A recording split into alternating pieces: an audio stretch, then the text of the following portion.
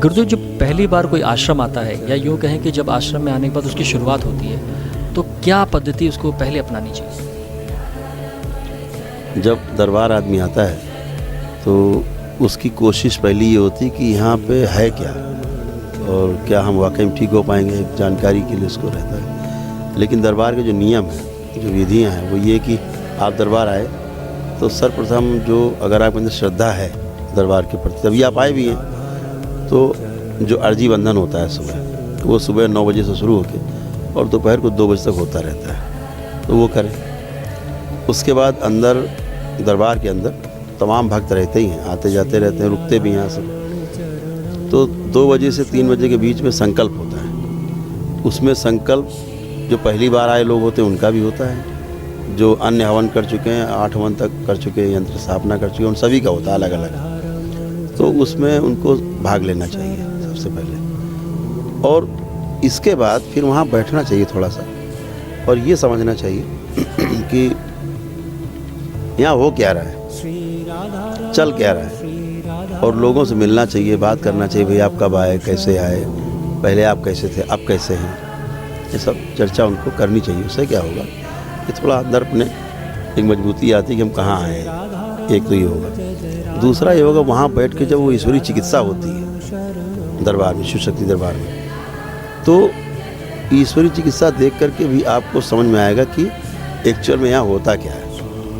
यहाँ झाड़ फूक होती है या कोई ईश्वरीय चिकित्सा है, तो फिर आपको ये समझ आ जाएगा जब कि यहाँ कोई झाड़ फूक, टोना टोटका, तंत्र मंत्र नहीं होता। यहाँ हमारी स्वयं की जो प्रार्थना की शक्ति है और हमारी जो संकल्प की शक्ति है, हमारी आस्था, हमारी श्रद्धा, हमारे अंदर जो विश्वास, वही हमारी चिकित्सा का टूल है। उसी से हमारी चिकित्सा होगी। एक तो ये पक्का होता है। दूसरा, आपको वहाँ बैठ करके एक जो सबसे बड़ी बात होगी वो ये होगी कि हम बीमार हैं कि नहीं हैं, और बीमारी है तो क्या है, ये डायग्नोसिस आपको स्वयं हो जाएगी। ये निदान हो जाएगा आपके अंदर स्वयं। जैसे ये निदान होगा कि मुझे ये बीमारी है, तो निवारण भी आपको दिखने लगेगा। तो डायग्नोसिस कैसे होगी? सेल्फ डायग्नोसिस है कि आप वहाँ बैठेंगे तो आपको ये समझने में मदद मिलेगी कि मेरी बीमारी है क्या, और जैसे ही आपको अपनी बीमारी समझ में आएगी, एकदम खुला रास्ता आपको दिखेगा कि हमारे तो ठीक होना सरल, बहुत सरल है, कुछ भी नहीं, इतनी बात है। तो इतना कार्यक्रम आपको करना होगा ज़रूर। केवल ये नहीं कि आप आए और हवन की किट लिए और चले गए और हवन कर डाले और हम तो साहब हवन कर लिए साथ, हम ठीक हुए कि नहीं हुए, ये सब ऐसे नहीं शुरू करना। पहले आके विधिवत समझना है कि यहाँ क्या हो रहा है, और दूसरी बात ये कि हम बीमार हैं तो क्या बीमारी है, वहाँ बैठ के समझ में आ जाएगी बीमारी अपनी। तो दिख भी रहा है कि लोग ठीक भी हो रहे हैं, सामने ओपन मंच पे ही होता है। यहाँ तो कोई कमरे में कोई चिकित्सा किसी की होती नहीं, खुलेआम सबके बीच में होती है।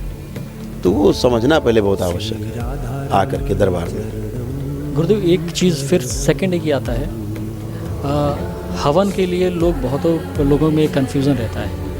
उनको ये लगता है कि हवन किस तरीके से करने चाहिए, पहले 5 हवन कैसे करने चाहिए, छठे को लेकर, 7वें को लेकर और 8वें को लेकर।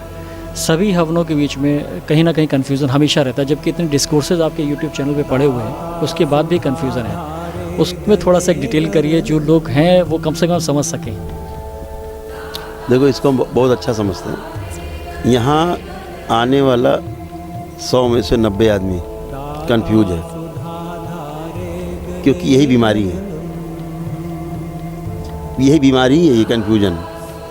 अंदर बैठी निगेटिविटी जो अंदर हैं, सेट हैं, वो खुद कंफ्यूज हैं, तो उनका आधिपत्य है मस्तिष्क पर, मेधस पर, तो आप भी कंफ्यूज हैं। तो उनका प्रयास भरसक रहता है कि आप समझे नहीं यहाँ कोई बात। बहुत से आपको निगेटिव अंध्यास भगाने की कोशिश करेंगे कि यहाँ से चलो कुछ नहीं है, चले भी जाते हैं लोग, साल 6-6 महीने बाद लोग आते हैं, ठीक है। तो मुद्दा ये है कन्फ्यूजन का कि हम स्वयं कन्फ्यूज हैं, ठीक है। तो कन्फ्यूजन जो हमें एक बना रहता है वो इसी वजह से, पहली बात तो ये है। दूसरा ये कि ये सिद्ध हवन है, ये साधारण हवन नहीं है। साधारण हवन आप जब भी करेंगे, निगेटिविटी आपके यहाँ है, पितर आपके मुक्त नहीं हुए हैं, बैठे हैं किसी तंत्र बाधा में, उनकी मृत्यु हुई है, उसके कारण बंधे हुए हैं, तो आप ये समझ लीजिए कि किसी भी सूरत में कैसे भी ये जो हवन करेंगे आप, कोई जप तप अनुष्ठान करेंगे, ये सब उन्हीं के खाते में जाएगा जिनके कब्जे में आप हैं, आपका परिवार है, पीड़ित हैं, इसीलिए पीड़ित हैं। जो भी जप तप अनुष्ठान करेंगे, इसीलिए हमेशा देखने में आया होगा, आप हमेशा सुनते होंगे, हमने इतने जप किए, इतना तप किया, इतना अनुष्ठान किया, इतने हवन किए, और फिर भी हम और ज़्यादा बीमार होते गए। तो ईश्वर से विश्वास उठ जाता है। बहुत लोग तो यहाँ आते हैं कि हम धर्म बदल रहे हैं, बदल दिए हैं लोगों ने, बहुत लोगों ने बदल दिए, मेरे सामने आते हैं कि अरे कोई ताकत नहीं हिंदू धर्म में, सनातन धर्म में। तो कोई क्रिश्चियन हो जाता है, कोई मुस्लिम हो जाता है, वो पता नहीं क्या क्या हो जा रहा है। तो वो भावना इसलिए अंदर कंफ्यूज लोग हैं, कन्फ्यूजन है ही। तो साधारण हवन करेंगे तो आप परेशान रहेंगे, और शक्ति किसकी बढ़ रही है? जो अंदर बैठे लोग। लेकिन जब सिद्ध हवन करते हैं, सिद्ध हवन है इसीलिए इसमें कोई विधि नहीं है खास कि कोई ब्राह्मण आए आपको कराए, है ना। दूसरी बात, इसलिए ब्राह्मण नहीं रखा गया इस विधि में कि एक ब्राह्मण आएगा, उसको लगेगा ये कैसा हवन है कि आए और अग्नि प्रज्वलित की, उसमें सारी हवन सामग्री 3 बार ओम नमः शिवाय करके डाल दी, और मारपीट चालू हो गई, कुटाई हो रही है, पिटाई हो रही है। तो वो पंडित जी जाके पूरे मोहल्ले में बताएंगे बाद में, जहाँ जाते भैया उनके यहाँ भूत प्रेत है। तो उससे बचने के लिए प्रचार से घर में आदमी चुपचाप कर लेता है स्वयं, और कोई विधि नहीं कि आप तंत्र मंत्र करें, कि आप कोई मंत्र पढ़ रहे हैं बैठ के, बार बार आहुति डाल रहे हैं आप, ये कुछ भी नहीं है, बहुत सिंपल है। 5 हवन आप लगातार कर सकते हैं अगर आप सक्षम हैं। हवन ही करना है तो दरबार से तो बताया नहीं जाता, दरबार से कोई विधि बताई जाती, करना ना करना तो आपके हिस्से में आता है। हवन करने का निर्णय आपका, ना करने का निर्णय भी आपका, आपकी इच्छा बुद्धि विवेक जैसा का वैसा करना है आप। तो हवन यदि कर रहे हैं तो उसका सिंपल प्रोसेस यही है कि सिद्ध हवन है, बाबा और माँ के द्वारा एकदम सिद्ध है, उसके करते ही घर में पूरा जितनी देव शक्तियाँ हैं, दिव्य शक्तियाँ हैं, वो तुरंत प्रकट होती हैं, और जो भी करना आपको कल्याण करके उसके पश्चात चली जाती है। तो 5 हवन आप लगातार कर सकते हैं, लेकिन एक दिन में एक ही हवन होगा। आपके घर में समय है उसका सुबह 8 बजे से 11 बजे के बीच में, कभी भी आप हवन शुरू कर सकते हैं। मान लीजिए आपने 11:15 बजे शुरू कर दिया हवन, तो जब तक चले, घंटे 1.5 घंटा 2 घंटा, कोई दिक्कत नहीं। लेकिन 8 से 11 के बीच में शुरू कर देना, सुबह या शाम को 8 से 11 के बीच में करना है। लेकिन एक ही हवन होगा, सुबह कर लें चाहे शाम को कर लें, सुबह समय नहीं मिला तो शाम कर लें। तो ऐसे एक दिन में एक ही हवन होगा, ये नहीं कि सुबह भी कर लिया और शाम भी कर लिया। और एक दिन में करके 5 हवन आप कर सकते हैं। 5 हवन हो जाए तो छठा हवन आप उसके 3 दिन बाद कर सकते हैं। बहुत इमरजेंसी हो तो तीसरे दिन कर सकते हैं। और छठा जब हो जाए उसके 7वां हवन उसके फिर 3 दिन बाद कर सकते हैं। ऐसे आपके 7 हवन हो जाते हैं। 7 हवन हो जाएं फिर अमावस्या का इंतज़ार करिए। अमावस्या आए, आप दरबार आ सकते हो तो अच्छी बात है, नहीं आ सकते तो दरबार की शक्ति खुली हुई है। आप YouTube पे अमावस्या का कार्यक्रम यहाँ देखें, लाइव हवन, उसी में बचा हुआ आपको जो एक पितृ रहता है वो मुक्त हो जाता है। यानी पहले तो 2 अमावस्या करनी पड़ती थी, 3, अब शक्तियाँ दरबार की ज़्यादा खुल गई, बढ़ गई, तो अब एक ही अमावस्या करनी पड़ती है 7 हवन के बाद। पहले 2 करनी पड़ती थी। तो अब ये है कि 7 हवन किया, 7वां हवन होते ही सभी पितृ चले जाते हैं एक को छोड़ के, और जैसे अमावस्या आती है तो अमावस्या में बचा वो पितृ भी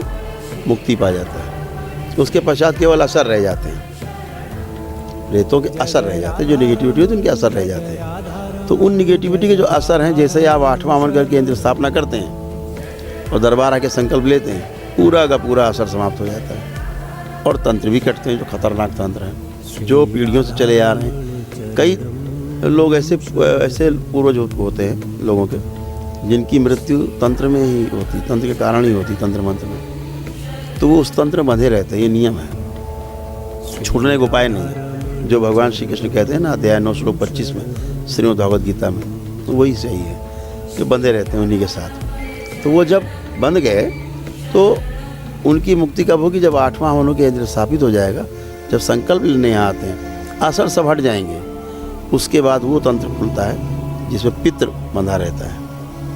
फिर वो तंत्र काटा जाता है, उस पितृ को भी मुक्ति दी जाती है। जय जय राधा रमन हरि